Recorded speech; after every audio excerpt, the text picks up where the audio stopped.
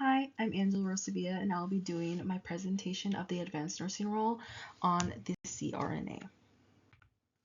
So did you know that CRNAs represent more than 50% of the anesthesia workforce in the United States? This makes them primary anesthesia providers in a wide range of clinical settings. As one of the APRN roles, CRNAs are advanced practice nurses that have made a great impact within our healthcare system. They do not only play a critical role within the operating room, but they are also an integral part of the healthcare team. Due to their ability to practice independently, they aid communities by increasing access to high quality anesthesia care, especially in rural or underserved areas, making healthcare accessible to those who need it most. So, what is a CRNA? CRNA, or Certified Registered Nurse Anesthetist, is an advanced practice nursing role that allows licensed nurse anesthetists to work independently as practitioners, providing evidence-based anesthesia and pain care services to patients at all acuity levels. CRNAs can typically work in inpatient, such as general and surgical hospitals, or outpatient settings in physician centers and surgery centers. Additionally, they can work in certain specialties, including but not limited to obstetrics, diagnostics, plastics, and therapeutics. The APRN consensus model, created by the National Council of State Boards of Nursing, is a regulatory model that provides guidance in adopting uniformity in the regulation of APRN roles in the US. There are 7 main elements within this model. This includes title, roles, license, education, national certification, independent practice, and independent prescribing. Title related to CRNA. CRNAs are considered APRNs. CRNA is one of the 4 main roles identified in the APRN consensus model. The other 3 include certified nurse midwife, certified nurse practitioner, and clinical nurse specialist. For licensing, the basic licensing needed is an RN license. Additionally, later on, as they progress on within their clinical expertise, additional licensing can be done. For education, a minimum of a Master's of Science in Nursing is needed for an APRN role. Typically for CRNAs now, some programs and some jobs are requiring that CRNAs complete their doctorate as well. National certification can be accomplished once the CRNA has completed their program. Independent practice is accomplished once they have been accredited and they can practice independently under inpatient and outpatient settings as stated previously, like in hospitals or as well as doctor offices and surgery centers. Independent prescribing can also be done. Typically with CRNAs, they're not technically prescribing medications to certain patients outside, but they are more so administering and in a way prescribing medications depending on how the patient is responding to the anesthesia during surgery.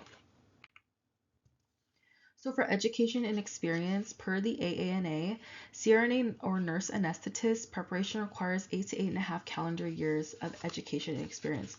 So it takes quite a while to become a CRNA. This includes having a bachelor's of science in nursing, at least 1 year of full-time work experience as a registered nurse in a critical care setting. This includes ICU, ED, and PACU, an encumbered license as a registered professional nurse and or APRN in the US, as well as a graduate with a minimum of a master's degree from a nurse anesthesia educational program. So one study in Japan delves into the curricula of a nurse anesthesia program at the University of Pittsburgh School of Nursing as a reference for creating their own CRNA program. So for this program, the duration took about 36 months. Usually for CRNA programs, they take about 2 to 3 years, so 36 months. It includes courses addressing the chemistry and physics of anesthesia, evidence-based practice, advanced pharmacology, and professional role development. The curriculum also emphasizes simulation education, which is more than 120 hours. By the end of this program, students manage a minimum of 800 anesthesia cases and document more than 2,000 clinical hours. For competencies in credentialing, here are a list of a couple of competencies that the CRNA should have. This includes intubation and airway management, dosing and administration of sedation for mechanically ventilated patients, as well as ventilator weaning, extubation, and post-extubation evaluation and care. Students who have completed their curriculum can take the national certification examination provided by the NBCRNA. Passing this exam provides the students with the CRNA credential required for practice as a nurse anesthetist in the U.S. Additionally, some states can require nurse anesthetists to provide documentation of specific clinical hours as well as didactic coursework. This includes cases, surgery, operation cases of perhaps patient physical status, differences, special cases such as geriatric, pediatrics, and trauma, different operations of anatomical categories like heart, lung, neurovascular, as well as different cases where different methods of anesthesia have been given, such as general anesthesia as well as tracheal intubation anesthesia.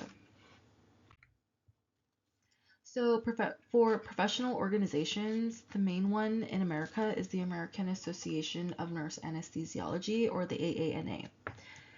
Established in 1931, it advocates for CRNAs as well as provides resources for those who are looking to be CRNAs or those who are also CRNAs now.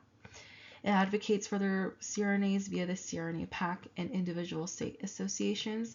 Additionally, they have the Advocacy Action Center. They also support evidence-based practice by providing their own manual on their website. Additionally, they encourage continuing education and professional development through CEUs. They promote advancing the science of anesthesia through research. They provide the opportunity for awards, grants, and scholarships. And lastly, they have opportunities and support for diversity, equity, and inclusion. So in the biblical worldview perspective, I believe not only nurses and CRNAs, but all healthcare workers in general are a stewardship of health and knowledge.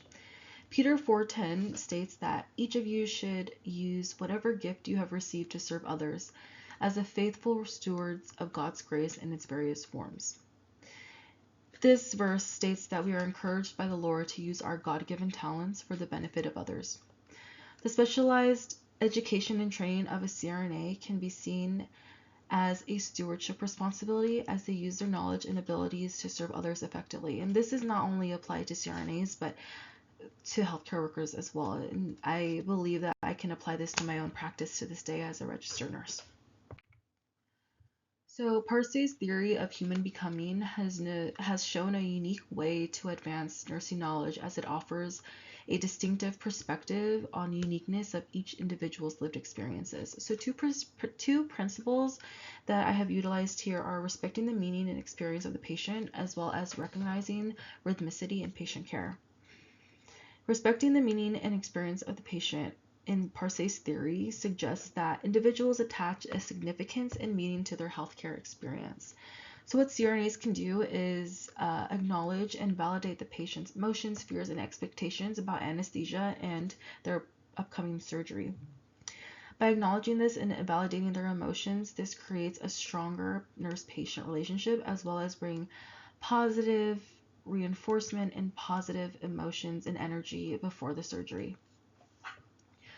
In terms of recognizing rhythmicity in patient care, rhythmicity suggests individuals continuously generate patterns within their world.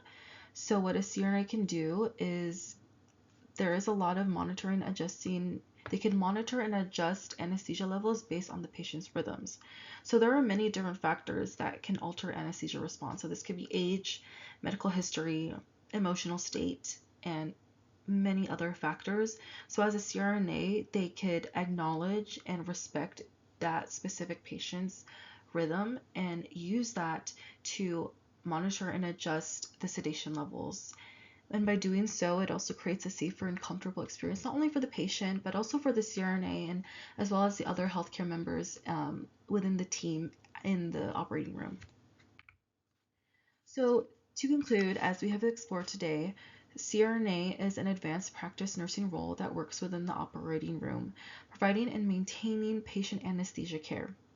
They are certified providers who can practice independently, providing accessibility to underserved populations whose resources may be scarce compared to others. As the demand for healthcare continues to grow, so does the importance the CRNA role plays. So the ability for the CRNA to practice independently allows us to expand healthcare to a wider variety, as stated, to more underserved and populations, so that they can get the healthcare that they need.